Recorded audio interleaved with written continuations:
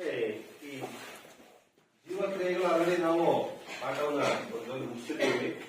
ಮತ್ತೆ ರಿವಿಷನ್ ಮಾಡೋದಾದ್ರೆ ನಿಮ್ಗೆಲ್ಲರಿಗೂ ಗೊತ್ತಿದೆ, ಜೀವಕ್ರಿಯೆಗಳು ಅಂತಂದ್ರೆ ಒಂದು ಜೀವಿ ಜೀವಂತವಾಗಿರ್ಲಿಕ್ಕೆ ಏನೆಲ್ಲ ಕ್ರಿಯೆಗಳು ನಡೆಸುತ್ತೋ ಅದನ್ನ ನಾವು ಜೀವಕ್ರಿಯೆಗಳು ಅಂತ ಕರಿತೀವಿ. ಅವು ಯಾವ ಅಂತ ಆಲ್ರೆಡಿ ನಿಮ್ಗೆ ಗೊತ್ತಿದೆ. ಕ್ರಿಯೆ ಹೇಳೋಣ, ಯಾವ ಜೀವಕ್ರಿಯೆಗಳು?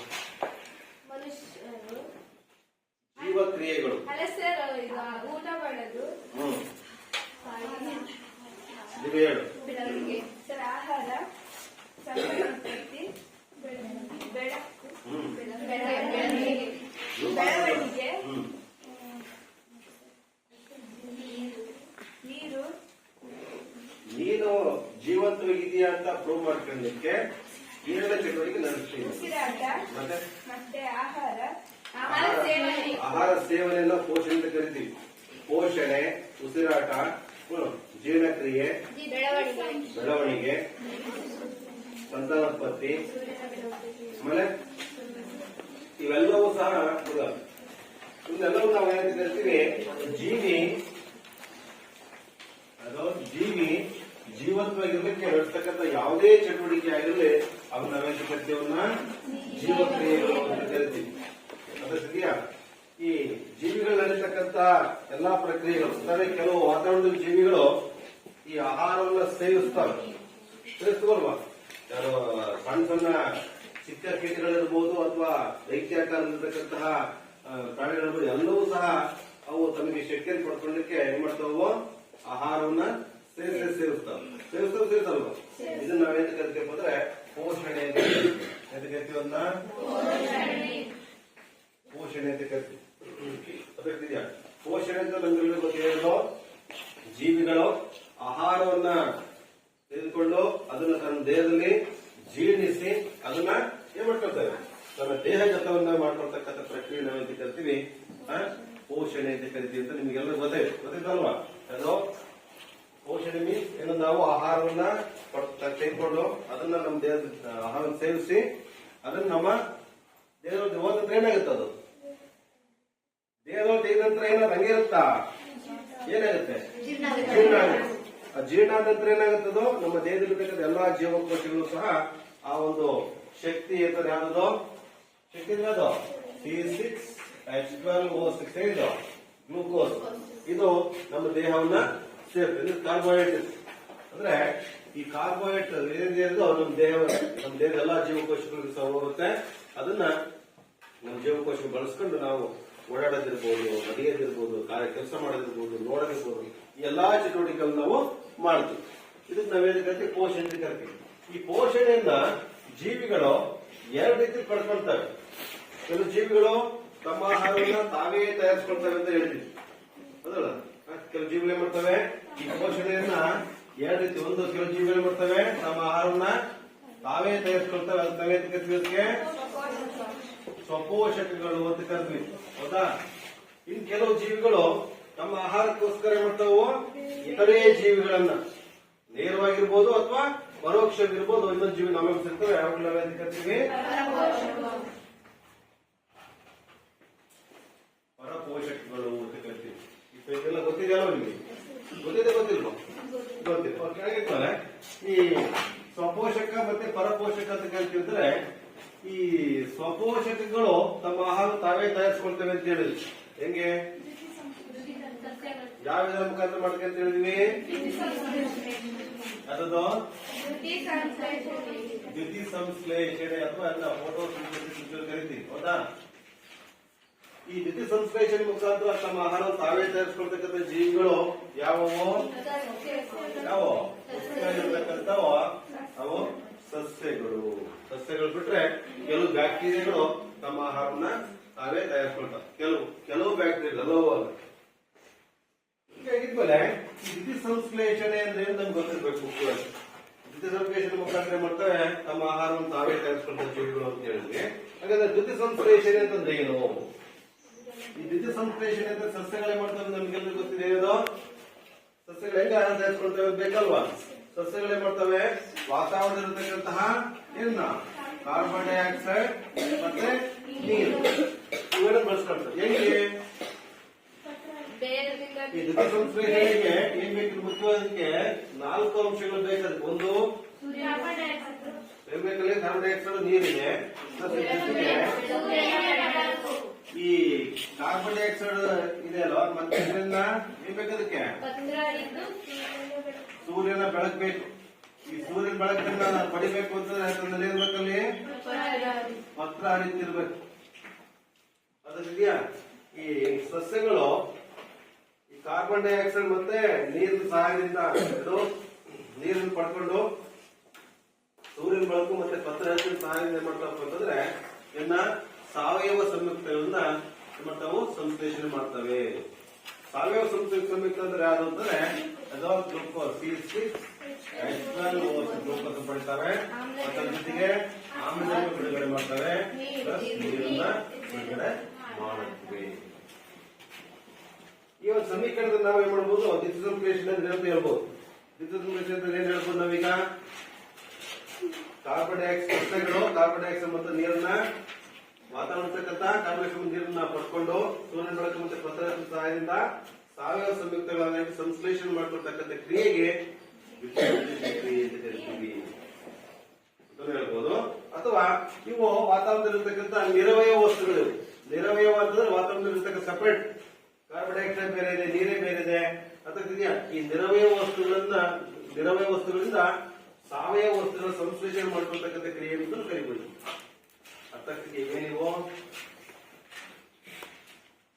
ನಿರವಯವ ನಮ್ಮ ಮನೇಲಿ ಯಾವುದೇ ಆಹಾರ ತಯಾರು ಮಾಡ್ಕೊಳ್ಳೋದಕ್ಕಿಂತ ಮುಂಚೆ ಇರ್ತಕ್ಕಂಥ ವಸ್ತುಗಳು ಅಂದ್ಕೊಂಡ್ರೆ ಅನ್ನ ಮಾಡೋಕೆ ಮುಂಚೆ ಇರ್ತಕ್ಕಂಥ ವಸ್ತುಗಳು ಇರ್ಬೋದು ಅಥವಾ ಟೀ ಮಾಡೋಕೆ ಮುಂಚೆ ಇರ್ತಕ್ಕಂಥ ವಸ್ತುಗಳು ಇರ್ಬೋದು ಅಥವಾ ಸಾಂಬಾರು ಮಾಡೋಕೆ ಮುಂಚೆ ಇರ್ತಕ್ಕಂಥ ವಸ್ತುಗಳು ಅಲ್ವಾ ಅನ್ನ ಮಾಡೋಕೆ ಮುಂಚೆ ಇರ್ತಕ್ಕಂಥ ವಸ್ತುಗಳು ಯಾವ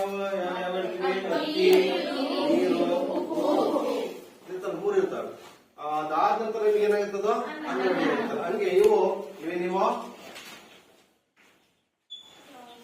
ಸಾವಯವ ವಸ್ತುಗಳು ಅದಕ್ಕಿದೆಯಾ ನಿರವಯವ ವಸ್ತುಗಳಿಂದ ಸಾವಯವ ವಸ್ತುಗಳ ಸಂಶ್ಲೇಷಣೆ ಮಾಡ್ಕೊಳ್ತಕ್ಕಂಥ ಕ್ರಿಯೆ ನಾವೇಂತ ಕರಿತೀವಿ ದ್ಯುತಿ ಸಂಶ್ಲೇಷಣೆ ಕ್ರಿಯೆ ಅಂತ ಕರಿತೀವಿ ಅರ್ಥಾಗ್ತಿದೆಯಲ್ಲ ನೆಕ್ಸ್ಟ್ ಇನ್ನ ಸಸ್ಯಗಳು ಈ ದ್ಯುತಿ ಸಂಶ್ಲೇಷಣೆ ಮುಖಾಂತರ ತಮ್ಮ ಆಹಾರವನ್ನ ತಯಾರಿಸ್ಕೊಳ್ತವೆ ಇನ್ನ ಪರಪೋಷಕಗಳು ಅಂತ ಬಂದ್ವಿ ಅಂತಂದ್ರೆ ಏನ್ ಮಾಡ್ತಾವೆ ತಮ್ಮ ಆಹಾರವನ್ನ ತಮಗೆ ಅವಶ್ಯಕವಾಗಿ ಬೇಕಾಗಿರ್ತಕ್ಕಂಥ ಆಹಾರ ತಾವು ತಯಾರು ಮಾಡ್ಕೊಳ್ಳಕ್ಕೆ ಸಾಧ್ಯವಿಲ್ಲ ತಯಾರಿಸ್ಕೊಳ್ಳಲ್ಲ ಹಾಗಾಗಿ ಏನ್ ಮಾಡ್ತಾವು ಇತರೆ ಜೀವಿಗಳ ಮೇಲೆ ಅವಲಂಬನೆ ಆಗುತ್ತಾವ ಇತರೆ ಜೀವಿಗಳ ಮೇಲೆ ಅವಲಂಬನೆ ಆಗುತ್ತೆ ಅಂತ ನಾವೇನು ಕರಿತೀವಿ ಪರಪೋಷಕಗಳು ಅಂತ ಕರಿತೀವಿ ಉದಾಹರಣೆಗೆ ಭೂಮಿಲಿರ್ತಕ್ಕಂಥ ಎಲ್ಲಾ ಜೀವಿಗಳು ಅನ್ಬೋದು ಹುಲಿ ಸಿಂಹ ಗರಡಿ ಜಿಂಕೆ ಮೊಲ ಮನುಷ್ಯ ಎಲ್ಲವೂ ಇವರೆಲ್ಲರೂ ಏನ್ ಮಾಡ್ತೀವಿ ನಾವು ಇತರೆ ಜೀವಿಗಳು ನೀವು ಡಿಪೆಂಡ್ ಆಗಿದೆ ಸರ್ ನಮ್ಮನೆ ನಾವು ಆಹಾರ ತಯಾರಿಸ್ಕೊಳ್ತೀವಿ ಸರ್ ನಾವು ನಮ್ಮನೆ ಇವತ್ತು ಅಡಿಗೆ ಮಾಡ್ಕೊಂಡು ಒಂದು ಬಂದಿರೋದು ಇನ್ನೊಬ್ಬರ ಡಿಪೆಂಡ್ ಆಗಿಲ್ಲ ನಾವು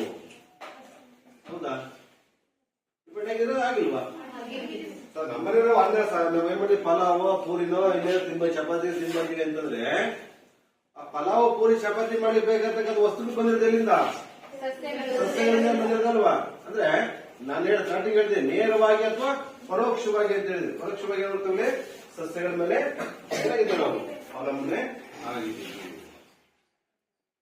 ನೆಕ್ಸ್ಟ್ ಇನ್ನ ಈ ದ್ಯುತಿ ಸಂಶ್ಲೇಷಣೆಗೆ ಅಗತ್ಯ ಬೇಕಾಗಿರ್ತಕ್ಕಂತಹ ಅಂಶಗಳು ಯಾವ ಅಂತ ನಮಗೆ ಅರ್ಥ ಆಯ್ತು ಯಾವುವು ದ್ಯುತಿ ಬೇಕಾಗಿರ್ತಕ್ಕಂಥ ಅಂಶಗಳು ಯಾವುವು ಕಾರ್ಬನ್ ಡೈಆಕ್ಸೈಡ್ ಮತ್ತೆ ಬೇಗ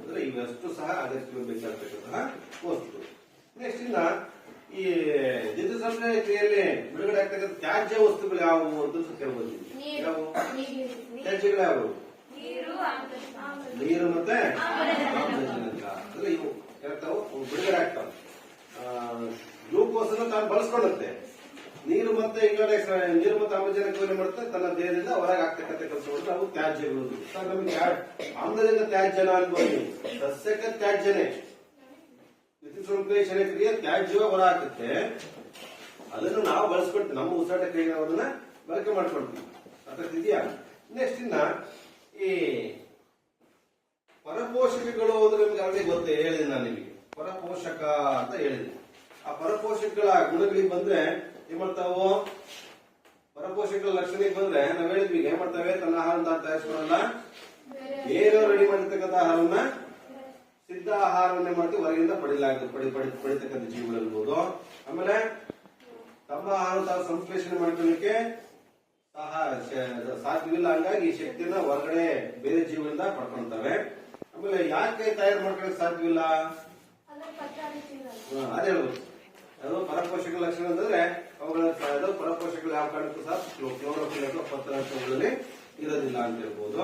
ಇನ್ನ ಈ ಬೇರೆ ಜೀವಿಗಳಿಗೆ ಸಸ್ಯಗಳಲ್ಲಿ ನಾವು ಜೀರ್ಣಕ್ರಿಯೆ ನೋಡ್ಲಿಕ್ಕೆ ಸಾಧ್ಯವಿಲ್ಲ, ಆದ್ರೆ ಎಲ್ಲಾ ಜೀವಿಗಳಲ್ಲಿ ಪರಪೋಷಕಗಳ ಜೀರ್ಣಕ್ರಿಯೆಯನ್ನು ನಾವು ನೋಡ್ಬೋದು. ಅದು ಜೀರ್ಣ ಆಗುತ್ತೆ, ಅದೇ ರೀತಿ ವಿಸರ್ಜನಾ ಕ್ರಿಯೆಯನ್ನು ಸಹ ನಾವು ನೋಡ್ಬೋದು. ಜೀರ್ಣ ಆಗಿರ್ತಕ್ಕಂಥ ಆಹಾರ ದೇಹ ಪಡ್ಕೊಂಡೆ, ಬೇಡವಾಗಿರ್ತಕ್ಕಂಥ ಆಹಾರ ಹೊರಾಗ್ತಕ್ಕಂಥ ನೋಡ್ಬೋದು. ನೆಕ್ಸ್ಟ್ ಇನ್ನ ಅದಕ್ಕೆ ಮುಂದುವರೆದಾಕ್ ಹೋಗೋಣ. ಈಗ ನಾವು ಪರಪೋಷಕಗಳು ಅಂತ ಕರಿತೀವಿ. ಈ ಪರಪೋಷಕಗಳಲ್ಲಿ ನಾವು ತಿಂದಿರ್ತಕ್ಕಂಥ ಆಹಾರ ಏನಾಗಬೇಕದು ಜೀರ್ಣ ಆಗ್ಬೇಕಲ್ವಾ? ಈ ಜೀರ್ಣ ಮಾಡಕ್ಕೆ ಕೆಲವು ಜೀವಿಗಳು ಬೇಕಲ್ವಾ? ಜೀರ್ಣ ಮಾಡಕ್ಕೆ ಕೆಲವು ವಸ್ತುಗಳು ಬೇಕಲ್ವ ಅಂತ ಹೇಳಿದ್ರೆ, ಉದಾಹರಣೆಗ ನಾನೀಗ ಆಹಾರವನ್ನು ಸೇವಿಸಿದ್ದೀನಿ, ನನ್ನ ಆಹಾರ ಏನಾಗ್ತೈತೆ, ನಾನು ಬಾಯಿಲೆ ಅಗಿತೀನಿ, ಅದಿರ್ತಕ್ಕಂಥ ಆಹಾರ ಏನಾಗಬೇಕದು ಅಗಿಬೇಕು ಅಂತಂದ್ರೆ ಏನಾಗಬೇಕಲ್ಲ, ಅಲ್ಲಿ ಒಂದು ಏನಿದೆ ಕಿಣ್ವ ಇದೆ, ಅದು ಆಮೇಲೆ ಇರತಕ್ಕಂಥ ಕಿಣ್ವ ಇದೆ, ಅಂದ್ರೆ ಲಾಲಾರಸ ಅಂತಕ್ಕಂಥ ನಮ್ದು ಬಾಯಲ್ಲಿ ಉತ್ಪತ್ತಿ ಆಗುತ್ತೆ. ಅದೇನಾಗುತ್ತೆ, ನಾವೀಗ ಮಿಕ್ಸಿ ಮಾಡುವಾಗ ನೋಡಿ, ಮನೆ ಮಿಕ್ಸಿ ಮಾಡ್ತೀವಲ್ಲ, ಮಿಕ್ಸಿ ಮಾಡುವಾಗ ಎಲ್ಲ ಹಾಕ್ತಿವಿ, ಕಡ್ಲೆ, ಈರುಳ್ಳಿ, ಟೊಮೆಟೊ ಹಣ್ಣು, ಸೊಪ್ಪು ಎಲ್ಲ ಹಾಕ್ತಿವಿ. ಅದಷ್ಟೇ ರುಬ್ಬಿದ್ರೆ ಏನಾಗುತ್ತದೆ, ರುಬ್ಬ ಅದು ಗ್ರೈಂಡ್ ಆಗಲ್ಲ, ಅದು ಗ್ರೈಂಡ್ ಆಗುತ್ತಾ, ಏನಾಗುತ್ತೆ ಅದು ಆ ಮಿಕ್ಸಿ ರೋಡ್ ಹೊಡಿತಿರ್ತಲ್ಲ, ಅದರಿಂದ ಮೇಘ ಬಂದು ಕುತ್ಕೊಂಡ್ಬಿಡುತ್ತೆ, ಕೆಳಗದಕ್ಕೆ ಜೀರ್ಣವಾಗಿ ಸಿಗದೇ ಇಲ್ಲ. ಹಂಗೆ ನಮ್ಗೆ ನಮ್ಮ ಬಾಯಿಯಲ್ಲಿ ಲಾಲಾರಸ ಏನಾದ್ರು ಉತ್ಪತ್ತಿ ಆಗದೆ ಇದ್ರೆ ಎಲ್ಲ ಏನಾಗುತ್ತೆ, ಉದಾಹರಣೆ ಕಡಲೆ ತಿಂದ ಗೊತ್ತಾಗುತ್ತೆ, ಕಡಲೆ ತಿಂದ ಏನಾಗುತ್ತೆ ವರ್ಷ ಸಹ ಆ ಕಡೆ ನೆನ್ಕೊಂಡ್ಬಿಡುತ್ತೆ, ತಿಂದಾಗ ಇದಾಗಲ್ಲ, ಹೌದಾ, ತಿಂತಿರಲ್ಲ, ಅದಕ್ಕೆ ಮತ್ತೆ ಮಾಡ್ತೀವಿ ನೀವು ನೀರು ಕುಡಿಸ್ತೀವಿ. ಹಂಗೆ ಇಲ್ಲೂ ಸಹ ಏನಾಗಬೇಕಂದ್ರೆ ಈ ಮಿಕ್ಸಿ ಹಾಕೋದು ಹೆಂಗ ನೀರ್ ಹಾಕಿದ್ರೆ ಹೆಂಗೆ ಆಗುತ್ತೆ, ನಮ್ಮ ಬಾಯಿಲು ಸಹ ಏನಾಗುತ್ತೆ, ಲಾಲಾರಸ ಉತ್ಪತ್ತಿ ಏನ್ ಮಾಡುತ್ತೆ, ಆಹಾರ ಜೀರ್ಣ ಆಗ್ಲಿಕ್ಕೆ ಒಂದು ಸಹಾಯ ಆಗುತ್ತೆ. ಬಾಹ್ಯವಾಗಿ ಏನಾಗುತ್ತೋ ಜೀರ್ಣಕ್ರಿಯೆ. ನೆಕ್ಸ್ಟ್ ನಮ್ಮ ದೇಹದೊಳಗೆ ಹೋಗ್ಬೇಕು ಅಂದ್ರೆ ಸಹ, ಅನ್ನನಾಳದಲ್ಲಿ ಹೋಗ್ಬೇಕು ಅಂದ್ರೆ ಸಹ ಏನಾಗುತ್ತೆ, ಅದಕ್ಕೆ ಏನು ಮುದ್ದೆ ರೂಪದ ಹೋಗುತ್ತೆ, ಅದಕ್ಕೆ ಅದು ಮೃದುವಾದ ಮುದ್ದೆ ರೂಪ ಪರಿವರ್ತನೆಯಾಗಿ ಆಹಾರ ಏನಾಗುತ್ತದೋ ಅದನ್ನ ಬೋನಸ್ ಅಂತ ಕರಿತೀವಿ. ಆ ಬೋನಸ್ ಏನಾಗುತ್ತೆ, ನಮ್ಮ ಅನ್ನನಾಳ ಮುಖಾಂತರವಾಗಿ ಇಲ್ಲಿಗೆ ಜಠರ ಸೇರುತ್ತೆ. ಜಠರದಲ್ಲೂ ಸಹ ಏನಾಗಬೇಕು, ಜೀರ್ಣ ಆಗ್ಬೇಕಲ್ವಾ?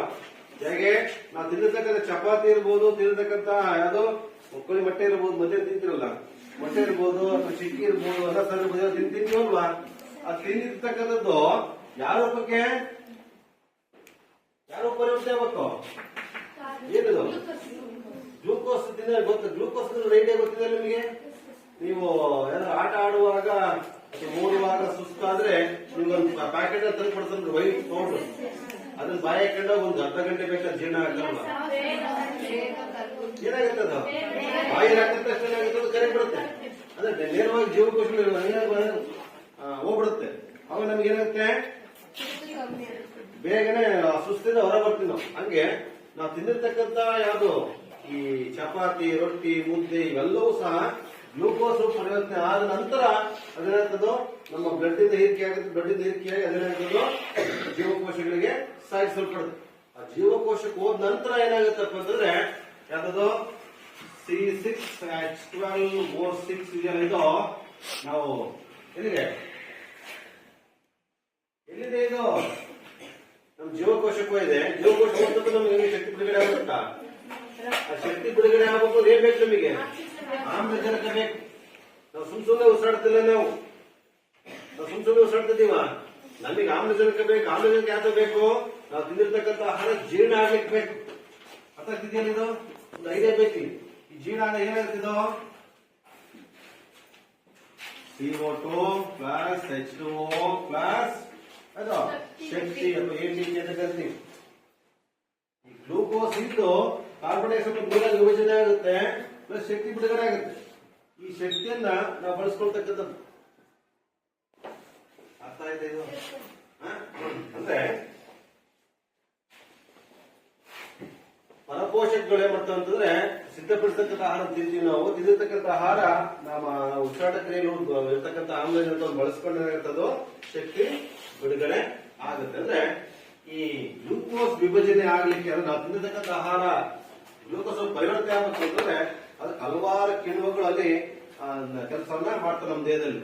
ಅದಕ್ಕೆ ಹೇಳ್ತಿರ್ತಾವ ಅದು ಆ ಜೀರ್ಣಕಾರಿ ಕಿಣ್ವಗಳು ನಮ್ಮ ಸಂಕೀರ್ಣ ಆಹಾರವನ್ನ ಸರಳ ವಸ್ತುವನ್ನಾಗಿ ಪರಿವರ್ತನೆ ಮಾಡ್ತವೆ. ನೀವು ಕ್ವಶನ್ ಕೇಳ್ಬೋದು, ಅದು ಜೀರ್ಣಕಾರಿ ಕಿಣ್ವಗಳ ಕಾರ್ಯವೇನು ಅಂತ ಕೇಳ್ತಾರೆ. ಜೀರ್ಣಕಾರಿ ಕಿಣ್ವಗಳ ಕಾರ್ಯ ಏನು ಅಂತ ಕೇಳಿದಾಗ ಏನ್ ಹೇಳ್ಬೋದು ನೀವು? ಅವೇನ್ ಮಾಡ್ತಾವ? ಫಸ್ಟ್ ಒನ್ ನಾವು ತಿಂತೀವಲ್ಲ ಚಪಾತಿ, ಇದು ನಮ್ಮ ಬಾಯಿಯಲ್ಲಿ ಇಷ್ಟ ಡಿವೈಡ್ ಆಗಿರುತ್ತೆ, ಹೋಗುತ್ತೆ.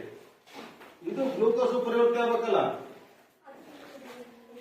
ಸಂಕೀರ್ಣ ರೂಪದಲ್ಲಿರ್ತಕ್ಕಂಥ ಆಹಾರವನ್ನ ಸರಳ ರೂಪಕ್ಕೆ ಬರ್ತಕ್ಕಂಥ ಕೆಲಸವನ್ನ ಮಾಡ್ತೇವೆ ಒಂದು. ಆಮೇಲೆ ನಮ್ಮ ಜೀವಿಗಳ ಎಲ್ಲಾ ಜೈವಿಕ ಚಟುವಟಿಕೆಗಳಿಗೆ ಅವಶ್ಯಕವಾಗಿ ಬೇಕಾಗಿರ್ತಕ್ಕಂತಹ ವಸ್ತುಗಳನ್ನ ಒದಗಿಸ್ತಕ್ಕಂಥ ಕೆಲಸವನ್ನ ಮಾಡ್ತಾರೆ.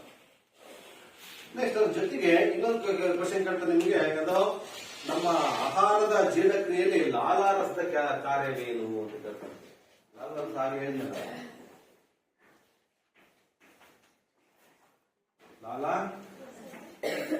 ಲಾಲಾರಸ ಎಲ್ಲಿದೆ? ಲಾಲಾರಸ ನಮ್ಮ ಬಾಯಿಯಲ್ಲಿ ಇದೆ ಅಲ್ವಾ? ಅದ್ರ ಕೆಲಸ ಏನು ಅಂತ ಕೇಳ್ತೇವೆ. ನಾನು ಆಗಲೇ ನಿಮ್ಗೆ ಹೇಳಿದ ಲಾಲಾರಸದಲ್ಲಿ ಏನಿರುತ್ತೆ ಅಂತ ಹೇಳಿದೀನಿ, ಅಮೈಲೇಸ್ ಅಂತಕ್ಕಂಥ ಕಿಣ್ವ ಇರುತ್ತೆ. ಏನ್ ಮಾಡ್ತದೋ? ಅಮೈಲೇಸ್ ಅಂತ ಕಿಣ್ವ ಇರುತ್ತೆ. ಅದೇನ್ ಮಾಡುತ್ತೆ?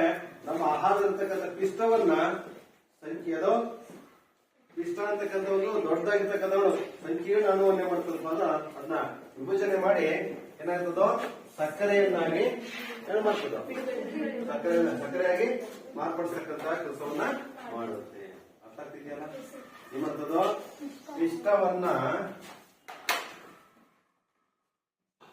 ಏನ್ ಮಾಡ್ತದೋ? ಸಕ್ಕರೆಯನ್ನಾಗಿ ಪರಿವರ್ತನೆ ಮಾಡ್ತಕ್ಕಂಥ ಕೆಲಸವನ್ನ ಮಾಡುತ್ತೆ. ಇನ್ನ ಮನುಷ್ಯನಲ್ಲಿ ಇಲ್ಲಿ ಮಾನವನ ಜೀರ್ಣಾಂಗ ವ್ಯೂಹದಲ್ಲಿ ಜಠರದ ಕಾರ್ಯ ಏನು ಅಂತ ಕೇಳ್ತೇನೆ. ಜಠರ, ನನಗೆ ಆಹಾರ ತಿಂದಿದ್ದೀವಿ, ಅದೆಲ್ಲವ ಎಲ್ಲಿದೆ? ಜಠರದಲ್ಲಿದೆ ಅಲ್ಲ? ಅದಕ್ಕೆ ಆದ್ರೆ ಜಠರದ ಕಾರ್ಯ ಏನು? ಸಿಂಪಲ್ ಪ್ರಶ್ನೆಗಳೇ ಕೇಳ್ತಾ ಹೋಗ್ತಾನೆ. ಜಠರದ ಕಾರ್ಯ ಏನು ಅಂತ ಕೇಳಿದಾಗ ನಾವೇನ್ ಹೇಳ್ಬೇಕಲ್ಲಿ? ಮುಖ್ಯವಾಗಿ ನಮ್ಮ ಜಠರದಲ್ಲಿ ಒಂದು ಆಸಿಡ್ ಉತ್ಪತ್ತಿ ಆಗುತ್ತೆ. ಯಾವ್ದು?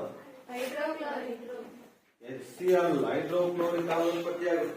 ಅದರ ಕೆಲಸ ಏನು ಅಂತ ಕೇಳ್ತಾನೆ. ಏನಿದೆ ಅದ್ರ ಕೆಲಸ ಏನು? ನಮ್ಮ ದೇಹದೊಳಗೆ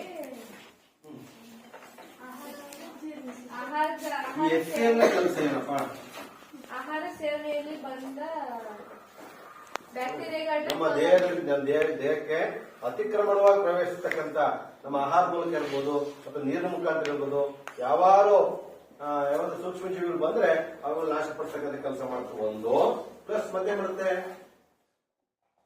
ತಿಂದಿರ್ತಕ್ಕಂಥ ಆಹಾರ ಜೀರ್ಣ ಆಗ್ಲಿಕ್ಕೆ ಬೇಕಾಗಿರ್ತಕ್ಕಂಥ ಆಮ್ಲೀಯ ಮಾಧ್ಯಮವನ್ನು ಉಂಟು ಮಾಡುತ್ತೆ. ಏನ್ ಮಾಡ್ತದೋ? ಆಮ್ಲೀಯ ಮಾಧ್ಯಮವನ್ನ ಉಂಟು ಮಾಡುತ್ತೆ. ಇನ್ನು ನಮ್ಮ ಜಠರದಲ್ಲಿ ಎರಡು ಏನೋ ಪೆಪ್ಸಿನ್ ಮತ್ತೆ ಜಠರದ ಲೋಳೆ ಇವೆರಡು ಉತ್ಪತ್ತಿ ಆಗ್ತವೆ. ಜಠರದ ಲೋಳೆ ಒಂದು ಮತ್ತೆ ಪೆಪ್ಸಿನ್ ಅಂತಕ್ಕಂಥ ಒಂದು ಕಿಣ್ವ ಉತ್ಪತ್ತಿ ಆಗುತ್ತೆ. ಆ ಪೆಪ್ಸಿನ್ ಏನ್ ಮಾಡ್ತಪ್ಪ ಅಂದ್ರೆ ಪ್ರೋಟೀನ್ ಅನ್ನ ಜೀರ್ಣ ಮಾಡ್ತಕ್ಕಂಥ ಕೆಲಸ ಮಾಡುತ್ತೆ. ಪೆಪ್ಸಿನ್ ಏನ್ ಕೆಲಸ ಮಾಡುತ್ತೆ? ಪ್ರೋಟೀನ್ ಅನ್ನ ಜೀರ್ಣಿಸ್ತಕ್ಕಂಥ ಕೆಲಸ ಮಾಡುತ್ತೆ. ಮತ್ತೆ ಈ ಜಠರದ ಒಳಗೆ ಇರತಕ್ಕಂಥ ಲೋಳೆ ಏನ್ ಮಾಡುತ್ತೆ? ಇದ್ರೊಳಗೆ ಲೋಳೆ ಏನ್ ಕೆಲಸ ಮಾಡುತ್ತೆ? ಆಸಿಡ್ ಜಾಸ್ತಿಯಾಗಿ ಕೆಲವೊಂದ್ಸಲಿ ಆಹಾರ ಸೇವನೆ ಮಾಡದೇ ಇದ್ದಾಗ ಅಥವಾ ನೀರನ್ನ ಸರಿಯಾದ ಪ್ರಮಾಣ ಕುಡಿಯಿದ್ದಾಗ ನಮ್ಮ ಹೊಟ್ಟೆ ಉರಿದಾಗುತ್ತೆ. ಹೌದಾ? ನಮ್ಮ ಹೊಟ್ಟೆ ಉರಿ ಬಂದಾಗುತ್ತಲ್ವಾ? ಅವಾಗ ಏನ್ ಮಾಡ್ತೇವೆ ನಾವು? ನೀರು ಕುಡಿತೀವಲ್ವಾ? ನೀರು ಕುಡಿದಾಗ ಸ್ವಲ್ಪ ನಮಗೆ ಸ್ವಲ್ಪ ಆರಾಮ ಅನ್ಸುತ್ತೆ.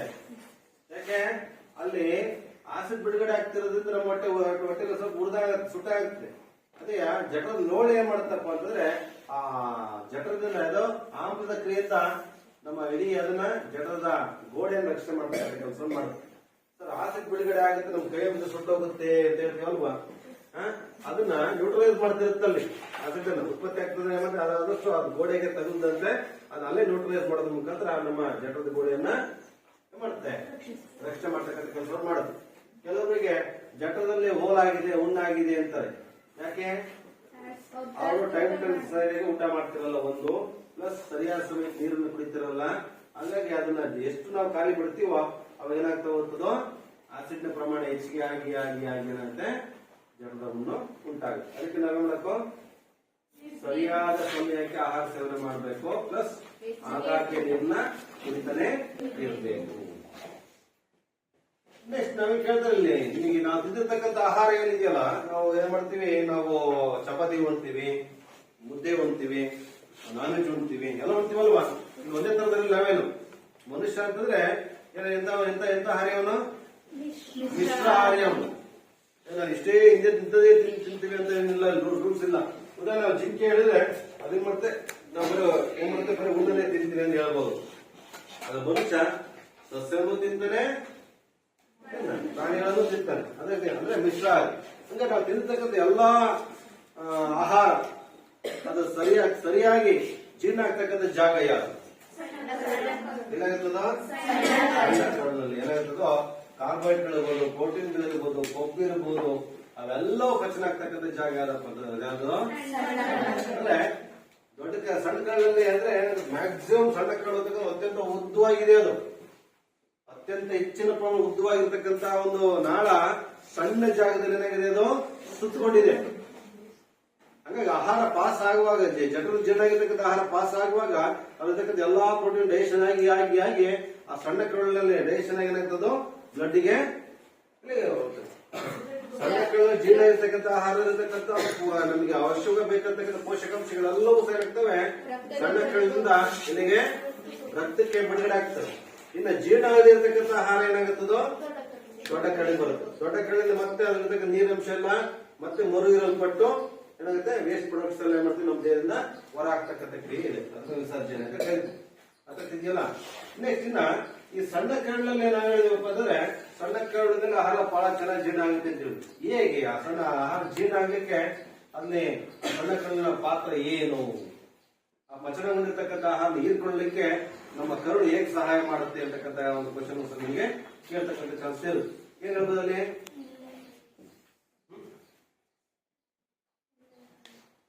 ಸಣ್ಣ ಕರಳಲ್ಲಿ ಏನಾಗುತ್ತೆ ಅಂತ ಹೇಳ್ಬೋದಲ್ವಾ. ಸಣ್ಣ ಕರಳಲ್ಲಿ ಏನಿರ್ತಾವ, ಮುಖ್ಯವಾಗಿ ವಿಲ್ಲೈಗಳಿದಾವೆ.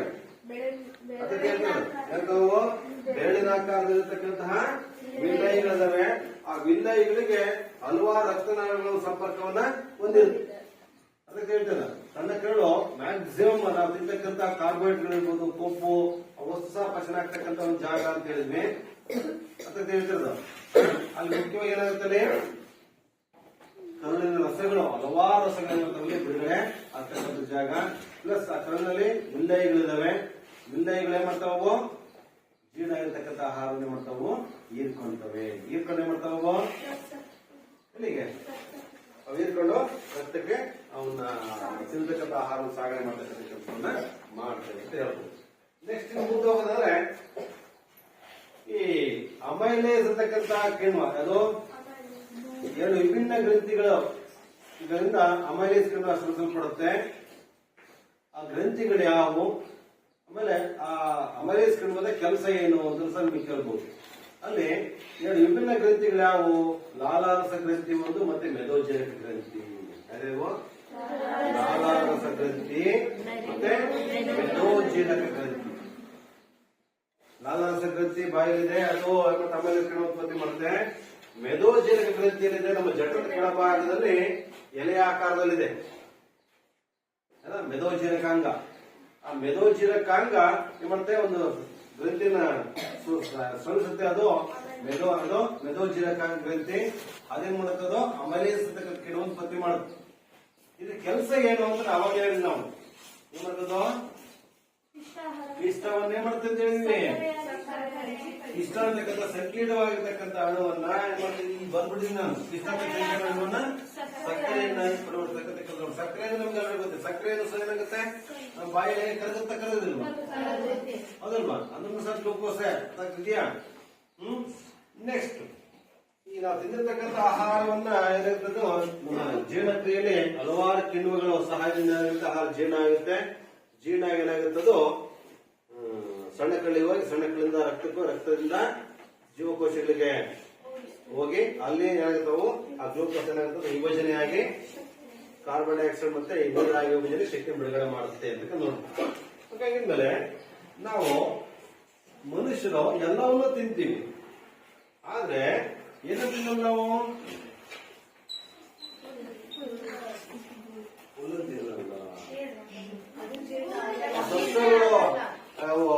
ಹಲವಾರು ಉದಾಹರಣೆಗೆ ಯಾವ ಜಿಂಕೆ ಇರ್ಬೋದು, ಮೊಲ ಇರ್ಬೋದು, ನಮ್ಮ ಹಸುಗಳಿರ್ಬೋದು, ಎಮ್ಮೆಗಳಿರ್ಬೋದು, ಇವೆಲ್ಲವೂ ಸಹ ಹುಲ್ಲನ್ನು ತಿಂತಾವ. ಅವು ಸಹ ಜೀರ್ಣ ಮಾಡ್ಕೊಂತಾರೆ. ಆದ್ರೆ ನಮ್ಮಲ್ಲಿ ಯಾಕೆ ಇಲ್ಲ?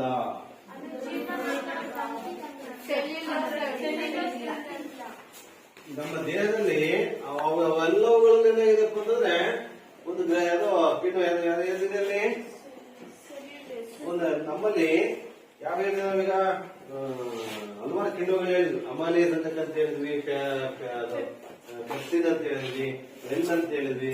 ಇವೆಲ್ಲವೂ ಕಿಣ್ವಗಳಿದಾವೆ. ಆದ್ರೆ ನಮ್ಮಲ್ಲಿ ಒಂದ್ ಕಿಣ್ವ ಇಲ್ಲ. ಯಾರನ್ನ ಆ ಹುಲ್ಲು ಅಥವಾ ಗರಿಕೆ ಅಥವಾ ಇಲ್ಲಾಂದ್ರೆ ಗರಿಕೆಯನ್ನ ಜೀರ್ಣ ಮಾಡ್ಕೊಳ್ತಕ್ಕಂಥ ಸೊಪ್ಪು ತಿಂತೀವಿ ನಾವು. ಆ ಸೊಪ್ಪು ಡೈಜೆಷನ್ ಆಗಲ್ಲ ನಮ್ಮ ದೇಹದಲ್ಲಿ. ಅರ್ಥ ಆಗ್ತಿದ್ಯಾ? ನಾವು ಹಲವಾರು ಬಗೆ ಬಗೆ ಸೊಪ್ಪು ತಿಂತೀವಲ್ರ, ಆ ಸೊಪ್ಪು ಅಷ್ಟು ಸಹ ಡೈಜೆಷನ್ ಆಗುತ್ತೆ ನಮ್ಮ ದೇಹದಲ್ಲಿ. ಡೈಜೆಷನ್ ಆಗಲ್ಲ. ಆದರೆ ಅದೇನ್ ಮಾಡ್ತದೋ ನೀರ್ನ ಹೀರಿಕೆ ಮಾಡ್ಕೊಳ್ತಕ್ಕಂಥ ಕೆಲಸ ಮಾಡುತ್ತೆ. ನೀರ್ನ ಹೆಚ್ಚಿನ ಪ್ರಮಾಣ ಹೀರಿಕೆ ಮಾಡ್ಕೊಂಡು ಅದೇ ದೊಡ್ಡ ಕಲ್ಲಲ್ಲಿ ಈಸಿಯಾಗಿ ಪಾಸ್ ಆಗ್ಲಿಕ್ಕೆ ಸಹಾಯ ಮಾಡುತ್ತೆ. ಅರ್ಥ ಆಗ್ತಿದ್ಯಾ? ಆದ್ರೆ ನಮ್ಮ ದೇಹದಲ್ಲಿ ಜೀರ್ಣ ಆಗಲ್ಲ. ಯಾಕೆ? ನಮ್ಮ ದೇಹದಲ್ಲಿ ಸೆಲ್ಯುಲೋಸ್ ಅಂತಕ್ಕಂಥ ಒಂದು ಕಿಣ್ವ ನಮ್ಮ ದೇಹದಲ್ಲಿ ಇಲ್ಲ. ಹಾಗಾಗಿ ಅದು ಯಾವುದೇ ತರಹದ ಹುಲ್ಲು ಅಥವಾ ಗರಿಕೆ ಇವನ್ನು ನಮ್ಮ ದೇಹದಲ್ಲಿ ಜೀರ್ಣ ಮಾಡಲಿಕ್ಕೆ ಅಥವಾ ಜೀರ್ಣ ಆಗೋದಿಲ್ಲ. ಹಾಗಾಗಿ ನಾವೇನ್ ಮಾಡಲ್ಲ, ಅವನ್ನ ಹುಲ್ಲನ್ನ ತಿನ್ನಲ್ಲ. ತಿಂದ್ರು ಸಹ ಜೀರ್ಣ ಆಗಲ್ಲ. ತಿನ್ಬಹುದು, ಸ್ವಲ್ಪ ಹುಲ್ಲು ತಿನ್ನಲ್ವಾ? ಈ ಸುಮ್ಮನೆ ಮಾತಾಡ್ಕೊಂಡು ಮಾಡ್ತಾರೆ. ಹಸಿ ಹುಲ್ಲು ತಿನ್ನಿ ಅಂದ್ರೆ ಬಾಯಲ್ಲಿ ಕಡ್ಕೊಂಡು ತಿನ್ಬಹುದು, ಚೆನ್ನಾಗಲ್ಲ. ಆದ್ರೆ ಅದು ನಾರಿನಂಶ ಅಂದ್ರೆ ನಾರು ಪದಾರ್ಥಗಳು ಗೊತ್ತಾ? ಆ ನಾರಿನಂಶ ಏನಿದ್ರೆ ಅದು ನಮ್ಮ ದೇಹದಲ್ಲಿ ಬೇಷನ್ ಆಗಲ್ಲ. ಆದ್ರೆ ನಮ್ಮಲ್ಲಿ ಮಲಬದ್ಧತೆ ಅನ್ನೋದು ಏನ್ ಮಾಡ್ತದೋ ನಿವಾರಣೆ ಮಾಡ್ತದೆ. ಮಲಬದ್ಧತೆ ಗೊತ್ತಲ್ಲ?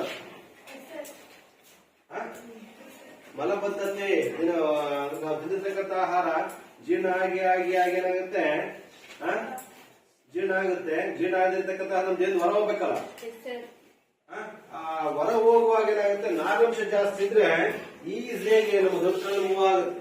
ಇಲ್ಲದಿದ್ರೆ ಒಂದ್ ದಿವಸ ಏನಾಗುತ್ತದೋ ಬೆಳಿಗ್ಗೆ ಇವತ್ತು ಬೆಳಿಗ್ಗೆ ನಾವು ಆಹಾರ ಸೇವಿಸಿದ್ರೆ ನಾಳೆ ಬೆಳಿಗ್ಗೆ ಮಾಡ್ತೀವಿ. ನಾವು ಏನ್ ಮಾಡ್ತೀವಿ? ವಿಸರ್ಜನೆ ಮಾಡೇ ಮಾಡ್ತೀವಿ. ಅಂದ್ರೆ ಮನೋಸರ್ಜನೆ ಮಾಡೇ ಮಾಡ್ತೀವಿ ಎಲ್ಲರೂ ಪ್ರಾಣಿ ಅಂದ್ಮೇಲೆ. ಆದ್ರೆ ನೀವು ಬರೀ ಅನ್ನ ತಿನ್ನೋದು ಅಥವಾ ನಾರಿನಂಶ ತಿನ್ನತಕ್ಕಂಥ ಪದಾರ್ಥ ತಿಂದ್ರೆ 2 ದಿನ 3 ದಿನಕ್ಕೋಸ್ಕರ ಕಾಯಿ ಹೋಗ್ತೀರ. ಅದು ಮಲಬದ್ಧತೆ ಅಂತ ಹೇಳ್ತೀವಿ. ಅವರು ತುಂಬಾ ಕಷ್ಟಪಟ್ಟು ಮಲಸರ್ಜನೆ ಮಾಡ್ಬೇಕಾಗುತ್ತೆ. ಅದೇ ನಾವು ನಾರಿನಂಶವನ್ನು ಹೆಚ್ಚಿನ ಪ್ರಮಾಣ ತಿಂದ್ರೆ ಈಸಿಯಾಗಿ ಮೈಂಟೈನ್ ಮಾಡೋದು. ಯಾವುದೇ ರೀತಿಯಾಗಿರ್ತಕ್ಕಂಥ ನಮ್ಮ ದೇಹದಲ್ಲಿ ಯಾವುದೇ ಉದಾಹರಣೆ ನಾವೇನಂತೀವಿ ಮಲಬದ್ಧತೆ ಉಂಟಾದ್ರೆ ನಾವು ಇತ್ತೀಚಿನ ದಿನಗಳಲ್ಲಿ ಒಂದು ಕಾಯಿಲೆ ಬರ್ತಾ ಇದೆ. ಗೊತ್ತಿಲ್ಲ?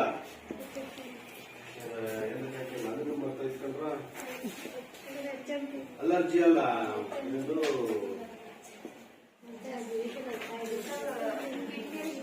ಕಿಡ್ನಿದಲ್ಲ. ಮಲ ವಿಸರ್ಜನೆ ಮಾಡ್ತಕ್ಕಂಥ ಜಾಗದಲ್ಲಿ ಕೆಲವು ದೊಡ್ಡ ಕಲ್ಲಿಂದ ಕೆಲವು ಅಂಶಗಳು ಹೊರ ಹೋಗ್ಬಿಡ್ತವೆ. ಅದೇ ಜೀರ್ಣಕ್ಕೆ ಬರಲ್ಲ. ಅದು ಮಲಬದ್ಧತೆ ಉಂಟಾಗುತ್ತೆ. ನಾನು ನೆಕ್ಸ್ಟ್ ಹೇಳ್ತೀನಿ ಏನು ಅಂತಂದು ಇರ್ಲಿ. ಇದು ಸರಿಯಾದ ನಾವು ಅಂದ್ರೆ ನಾರಿನಂಶ ಇರ್ತಕ್ಕಂಥ ಆಹಾರ ಪದಾರ್ಥಗಳು ಸೇರಿಸಿದ್ರೆ ನಮ್ಗೆ ಏನಾಗುತ್ತದೋ ಸರಿಯಾದ ಪ್ರಮಾಣ ನೀರನ್ನು ಸೇರಿಕೊಳ್ಳುತ್ತೆ. ಅವಾಗ ಏನಾಗುತ್ತೆ? ಈಸಿಯಾಗಿ ವಿಸರ್ಜನೆಗೆ ಸಹಾಯ ಆಗುತ್ತೆ. ನಾರು ಪದಾರ್ಥಗಳು ನಮ್ಗೆ ಯಾವುದೇ ಪೋಷಕಾಂಶಗಳನ್ನ ಕೊಡಲ್ಲ, ಆದ್ರೂ ಸಹ ನಮ್ಮ ಜೀರ್ಣಕ್ರಿಯೆಯಲ್ಲಿ ಸಹಾಯ ಮಾಡತಕ್ಕಂಥ ಕೆಲಸವನ್ನ ಮಾಡುತ್ತೆ. ಇನ್ನ ಈ ನಾನು ಆಗ್ಲೇ ಹೇಳ್ಬಿಟ್ಟೆ ಉಸಿರಾಟ ಕ್ರಿಯೆ ಹೇಳಿದೆ ನಾನು. ಮಾನವನ ಜೀರ್ಣಕ್ರಿಯೆಯಲ್ಲಿ ಆಮ್ಲಜನಕ ಉಸಿರಾಟ ಕ್ರಿಯೆ ಪಾತ್ರ ಏನು ಅಂತ ಕೇಳ್ತಾರೆ.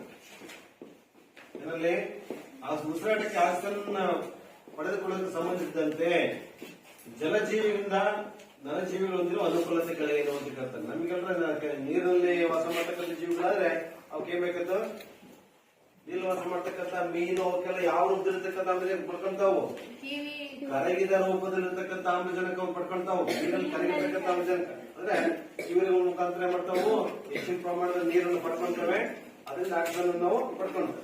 ಆದ್ರೆ ನಾವು ಏನ್ ಮಾಡ್ತೇವೆ? ನಾವು ಯಾವ ರೀತಿ ಆಮ್ಲಜನಕ ಪಡ್ಕೊಂತೀವಿ? ನಮ್ಮ ದೇಹದಲ್ಲಿ ಶ್ವಾಸಕೋಶಗಳ ಮುಖಾಂತರ ಮತ್ತು ನಾವು ಉಸಿರಾಟ ಕ್ರಿಯೆ ನಡೆಸಿ ನಮಗೆ ಬೇಕಾಗ್ತಕ್ಕಂಥ ಆಮ್ಲಜನಕ ನಾವು ಪಡ್ಕೊಳ್ತೀವಿ. ಪಡ್ಕೊಳ್ತೀವಿ, ಪಡ್ಕೊಳ್ಳಲ್ಲ? ನೆಕ್ಸ್ಟ್ ಪಡ್ಕೊಂಡಿರ್ತಕ್ಕಂಥ ಆಮ್ಲಜನಕ ನಾವು ಏನ್ ಮಾಡ್ತೀವಿ, ಉಸಿರಾಟ ಕ್ರಿಯೆ ಮುಖಾಂತರ ಏನ್ ಮಾಡ್ತೀವಿ ನಾವು ಆಮ್ಲಜನಕ ಪಡ್ಕೊಂತೀವಲ್ವಾ. ಅದು ರಕ್ತದೊಂದಿಗೆ ಸಂಚರಿಸಿ ನಮ್ಮ ದೇಹದ ಆಕಾರಗಳಲ್ಲಿ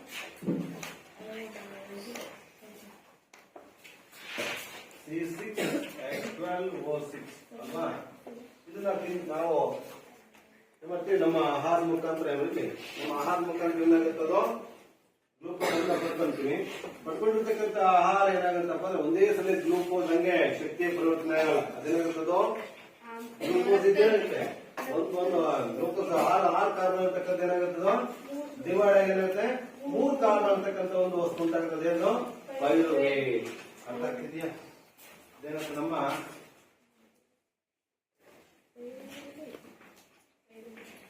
ಪೈರುವೇಟ್ ಅಂತಕ್ಕಂಥ ಇದು ಎಷ್ಟು ಕಾರ್ಬನ್ ಇದೆ ಇರಲಿ 3 ಕಾರ್ಬನ್. ಗ್ಲೂಕೋಸ್ ಎಷ್ಟು ಕಾರ್ಬನ್ ಇದೆ 6 ಕಾರ್ಬನ್. ಈ ಗ್ಲೂಕೋಸ್ ಏನಾಗುತ್ತಪ್ಪ ಅಂತಂದ್ರೆ ನಮ್ಮ ದೇಹದಲ್ಲಿ ಕೆಲವು ಸಲ ಆಮ್ಲಜನಕ ದೊರೆಯಬಹುದು, ಆಮ್ಲಜನಕ ದೊರೆದಂಗಿರ್ಬೋದು, ಅಥವಾ ಆಮ್ಲಜನಕ ಕೊರತೆ ಉಂಟಾಗಬಹುದು. ಅದಕ್ಕೆ ಹೇಳ್ತದೆ ಅಂದ್ರೆ ಆಮ್ಲಜನಕದ ಅನುಪಸ್ಥಿತಿಯಲ್ಲಿ ಏನಾಗುತ್ತದೋ ಗ್ಲೂಕೋಸ್ ಅಥವಾ ಪೈರುವೇಟ್ ಎಲ್ಲ ವಿಭಜನೆ ಆಗುತ್ತೆ. ನಮಗೆ ನಾವು ಕೆಲವೊಂದು ಜೀವಿಗಳು ಅದು ಆಮ್ಲಜನಕ ರಹಿತ ಉಸಿರಾಟ ಅಂತ ಕರಿತೀವಲ್ಲಪ್ಪ, ಊಟ ರಹಿತ ಉಸಿರಾಟ. ಅಲ್ಲಿ ಈ ಗ್ಲೂಕೋಸ್ ಏನಾಗುತ್ತಪ್ಪ ಅಂದ್ರೆ ಎಥನಾಲ್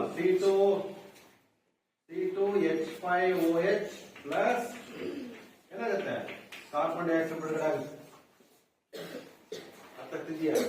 ಇದು ಆಮ್ಲಜನಕ ರಹಿತ ಉಸಿರಾಟ ಕ್ರಿಯೆ ಏನಾಗುತ್ತದೋ ಎಥನಾಲ್ ಉಂಟಾಗುತ್ತೆ, ಅದ್ರ ಜೊತೆ ಕಾರ್ಬನ್ ಡೈಆಕ್ಸೈಡ್ ಉತ್ಪತ್ತಿ ಆಗುತ್ತೆ, ಪ್ಲಸ್ ಸ್ವಲ್ಪ ಪ್ರಮಾಣ ಶಕ್ತಿ ಬಿಡುಗಡೆ ಆಗುತ್ತೆ. ಏನಾಗುತ್ತದೋ ಸ್ವಲ್ಪ ಪ್ರಮಾಣ ಶಕ್ತಿ ಬಿಡುಗಡೆ ಆಗುತ್ತೆ. ಇನ್ನ ಆಕ್ಸಿಜನ್ ಕೊರತೆ ಉಂಟಾಯಿತು ಇಲ್ಲಿ ನಮ್ಮ ಸ್ನಾಯುಗಳಲ್ಲಿ ಉಂಟಾಗ್ತದೆ. ನಮ್ಮ ಸ್ನಾಯು ಸೆಳೆತ ಬರ್ತಿರೋದ್ರಿ, ಸ್ನಾಯುಗಳೆಲ್ಲ ಕೈ ಕಾಲು ಸ್ನಾಯುಗಳೆಲ್ಲ ನೋವು ಬರ್ತಾವಲ್ಲ, ಆ ಸ್ನಾಯುಗಳ ಸೆಳೆತ ಅಂದ್ರೆ ನಮ್ಮ ಸ್ನಾಯುಗಳಲ್ಲಿ ಏನಾಗುತ್ತೆ ಆಮ್ಲಜನಕದ ಕೊರತೆ ಉಂಟಾಗ್ತದೆ. ಆಮ್ಲಜನಕದ ಕೊರತೆ ಉಂಟಾಗುತ್ತೆ. ಕೊರತೆ ಉಂಟಾದ ಏನಾಗ್ತದೆ ಏನ್ ಬರುತ್ತೆ ಲ್ಯಾಕ್ಟಿಕ್ ಆಮ್ಲ. ಲ್ಯಾಕ್ಟಿಕ್ ಆಮ್ಲ ಮತ್ತೆ ಇನ್ನ ಸರಿಯಾದ ಪ್ರಮಾಣದಲ್ಲಿ ಆಮ್ಲಜನಕ ಬರೀತು ಅಂದ್ರೆ ನಾನು ಬರ್ದೆ ನನ್ಗೆ ಏನ್ ಬರುತ್ತಲ್ಲಿ ಕಾರ್ಬನ್ ಡೈಆಕ್ಸೈಡ್ ಪ್ಲಸ್ ನೀರು ಪ್ಲಸ್ ಬರುತ್ತೆ ಅಧಿಕ ಪ್ರಮಾಣದ ಶಕ್ತಿ. ಅರ್ಥ ಆಯ್ತಾ? ಇದು ನಾವು ಸೇರಿಸಿರ್ತಕ್ಕಂತಹ ತಿನ್ನತಕ್ಕಂಥ ಆಹಾರ ಗ್ಲೂಕೋಸ್ ನಮ್ಮ ಜೀವಕೋಶಗಳಿಗೆ ಬಂದ್ರೆ ಕೋಶ ದ್ರವ್ಯದಲ್ಲಿ ಏನಾಗುತ್ತದೋ ಜೀವಕೋಶ ಗೊತ್ತಲ್ಲ, ಕೋಶ ಪೊರೆ, ಕೋಶ ದ್ರವ್ಯ, ಕೋಶ ಕೇಂದ್ರ 3 ಭಾಗ ಇದೆ. ಆ ಕೋಶ ದ್ರವ್ಯದಲ್ಲಿ ಗ್ಲೂಕೋಸ್ ಇದ್ದು 3 ಕಾರ್ಬನ್ ಅಂತಕ್ಕಂಥ ಪೈರುವೇಟ್ ಆಗುತ್ತೆ. ಆ ಪೈರುವೇಟ್ ಸರಿಯಾದ ಪ್ರಮಾಣದಲ್ಲಿ ಆಮ್ಲಜನಕ ದೊರೆತರೆ ಕಾರ್ಬನ್ ಡೈಆಕ್ಸೈಡ್, ನೀರು ಮತ್ತೆ ಅಧಿಕ ಪ್ರಮಾಣ ಶಕ್ತಿ ನಮ್ಮ ದೇಹದಲ್ಲಿ ಆಗ್ತಕ್ಕಂಥದ್ದು. ನಮ್ಮ ದೇಹದ ಸ್ನಾಯುಗಳಲ್ಲಿ ಏನಾಗುತ್ತಪ್ಪ ಅಂದ್ರೆ ಆಮ್ಲ ಕೊರತೆ ಉಂಟಾದ್ರೆ ಲ್ಯಾಕ್ಟಿಕ್ ಆಮ್ಲ ಮತ್ತೆ ಶಕ್ತಿ ಬಿಡುಗಡೆ ಆಗುತ್ತೆ. ಆಮ್ಲಜನಕನೇ ಇಲ್ಲ ಹಂಗೆ ಅದು ವಿಭಜನೆ ಆಯ್ತು ಅಂತಂದ್ರೆ ಆಲ್ಕೋಹಾಲ್ ಆಗುತ್ತೆ. ಅದು ಈಥೈಲ್ ಆಲ್ಕೋಹಾಲ್ ಮತ್ತೆ ಕಾರ್ಬನ್ ಡೈಆಕ್ಸೈಡ್ ಮತ್ತೆ ಅದಕ್ಕೆ ಸ್ವಲ್ಪ